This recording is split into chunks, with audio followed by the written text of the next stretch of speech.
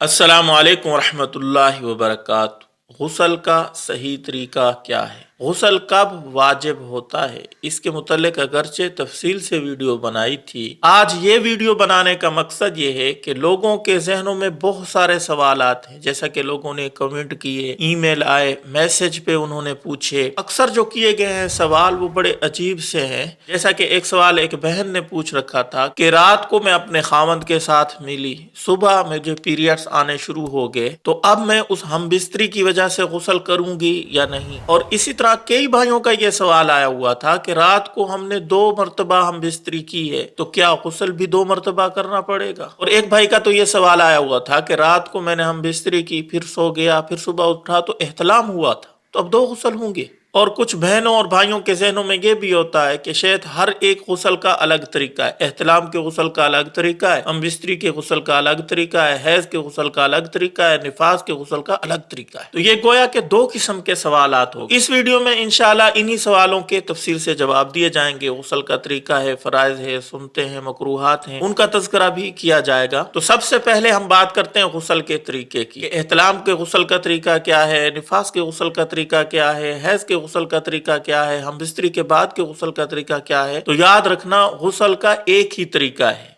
चाहे औरत है चाहे मर्द है, दोनों का एक ही तरीका है। किसी वजह से भी गुस्ल फर्ज हुआ है, एहतलाम की वजह से हुआ है, हम बिस्तरी की वजह से हुआ है, हैज की वजह से हुआ है, एक ही तरह का गुस्ल करना पड़ेगा, कोई अलग अलग गुस्ल नहीं होंगे। तरीका मैं इंशाल्लाह भी बताता हूँ। और दूसरा जो सवाल है कि कई दफा गुस्ल फर्ज हो गया, रात को एहतलाम हो गया, हम बिस्तरी भी की हुई थी, रात को हम बिस्तरी की हुई थी, सुबह पीरियड्स आने शुरू हो गए। इस सूरत में गुस्ल 2 होंगे या 1 होगा? तो गुस्ल 1 ही होगा, 2 नहीं होंगे। हैज वाली जो औरत है उसने रात को हम बिस्तरी करवाई है, सुबह हैज आना शुरू हो गया है, तो ये हैज के दिन मुकम्मल करके गुस्ल करेगी। ऐसा नहीं है कि रात को हम बिस्तरी करवाई है और सुबह पीरियड्स आने शुरू हो गए, अब गुस्ल करना इसके लिए जरूरी होगा, नहीं करेगी तो गुनाहगार होगी, ऐसा नहीं है। बल्कि इसके अयाम हैज वाले शुरू हो चुके हैं, तो अब ये इंतजार करेगी। हैज वाले अयाम खत्म होंगे तो एक ही गुस्ल करेगी। रात को हम बिस्तरी करने वाला मर्द सुबह एहतलाम हो गया तो एक ही गुस्ल करेगा, गुस्ल अदा हो जाएगा। इसके साथ एक सवाल बहुत ज्यादा किया जाता है कि लोग समझते हैं कि हम बिस्तरी करने के बाद गुस्ल फौरन करना जरूरी होता है, गुस्ल अगर फौरन नहीं करेंगे तो गुनाहगार होंगे। हालांकि ऐसा नहीं है, बगैर गुस्ल के भी आप सो सकते हैं। आपकी कोई मजबूरी है, ठंड है, आप सो जाए,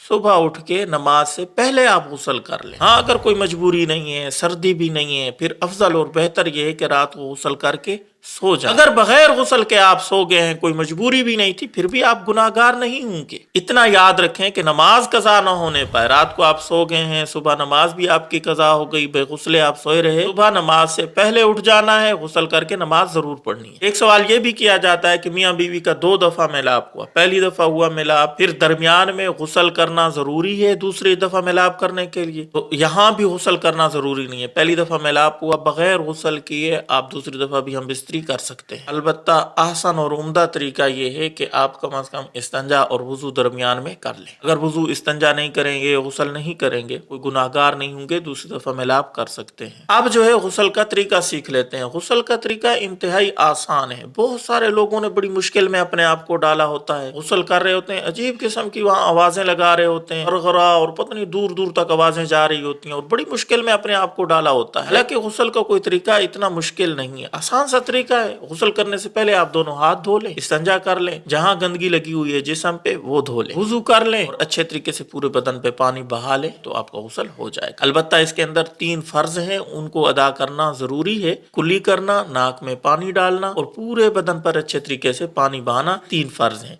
और अगर आप सुन्नत के मुताबिक गुस्ल करेंगे तो तकरीबन 5 सुन्नतें बनती हैं। नंबर 1 ये सबसे पहले नापाकी दूर करने की नियत करना। नंबर 2 दोनों हाथ घुटनों समेत अच्छे तरीके से 3 मरतबा धोना। इस्तिंजा करना, जहां गंदगी लगी हुई है जिस्म पे वो जगह धोना। वुजू करना, जिस तरह हम नमाज के लिए वुजू करते हैं तो वुजू कर लेना और पूरे बदन पर 3 मरतबा पानी बहा लेना, तो आपको सुन्नत के मुताबिक ये गुस्ल हो जाएगा। इस गुस्ल के अंदर कुछ मकरूहात हैं जो नापसंदीदा चीजें। नंबर 1 ये कि बरहन्ना जब आप खड़े हैं, इस हालत में गुफ्तगू नहीं करनी, बातें नहीं करनी। गुस्ल करते हुए जब आप बरहन्ना होते हैं तो किबला की तरफ मुंह ना किया करें, ये भी नापसंदीदा है, मकरूह है। और नंबर 3 ये कि गुस्ल करते हुए कम पानी इस्तेमाल کرنا. لوگوں کی عادت ہوتی ہے بالٹیوں کی بالٹیاں اڈیل دیتے ہیں, بہت زیادہ پانی ضائع کرتے ہیں, تو یہ عمل بھی مکروہ ہے. پانی جتنا ضرورت ہے اتنا ہی استعمال کیا جائے. اور نمبر 4 یہ سنت کے خلاف غسل کرنا, یعنی وضو نہ کرنا اور یہ سنتیں چھوڑ دینا, تو اس طریقے سے غسل کرنا بھی مکروہ ہے. کوشش کیا کریں سنت کے مطابق غسل کیا جائے. ایک ضروری بات یہاں میں ایڈ کروں گا, لوگ عام طور پہ یہ سمجھتے ہیں کہ غسل کے دوران کپڑے اتارنا شاید یہ کوئی ناپسندیدہ عمل ہے, گناہگار ہوگا انسان. تو غسل کرتے ہوئے آپ کپڑے بالکل اتار سکتے ہیں, کپڑے پہن کے بھی غسل کر سکتے ہیں, کپڑے اتار کے بھی کر سکتے ہیں. گناہ کا سبب اس وقت ہوتا جب آپ کا ستر کوئی دوسرا دیکھ لیتا. آپ جب واش روم میں ہیں, غسل خانے میں ہیں, وہاں تو کوئی دوسرا دیکھنے والا نہیں ہے, پردے کا پورا انتظام ہے, کپڑے اتار کے بھی آپ غسل کر سکتے ہیں, کوئی گناہ نہیں ہوگا. اور بعض لوگوں کے ذہنوں میں یہ بھی آتا ہے کہ جب ہم برہنہ حالت میں وضو کریں گے تو وضو تو ہمارا ادا نہیں ہوگا. اس حالت میں وضو بھی ادا ہو جاتا ہے, کیونکہ ستر آپ کو کوئی نہیں دیکھ رہا, آپ خود ہی دیکھ رہے ہیں اپنے ستر کو. آپ غسل خانے میں ہیں, اور غسل خانہ اسی لیے بنایا جاتا ہے کہ یہاں کپڑے اتار کے سنت کے مطابق غسل وغیرہ کیا جائے. تو امید ہے جتنی بھی باتیں آپ لوگوں نے پوچھ رکھی تھیں غسل کے متعلق میں نے بتا دی ہیں. پھر بھی آپ کے ذہنوں میں کسی قسم کا غسل کے متعلق سوال ہو تو کمنٹ میں ضرور اظہار کیجئے گا. دعاؤں میں یاد رکھیے گا, ہو سکے تو اس ویڈیو کو زیادہ زیادہ شیئر کیجئے گا. السلام علیکم ورحمۃ اللہ وبرکاتہ.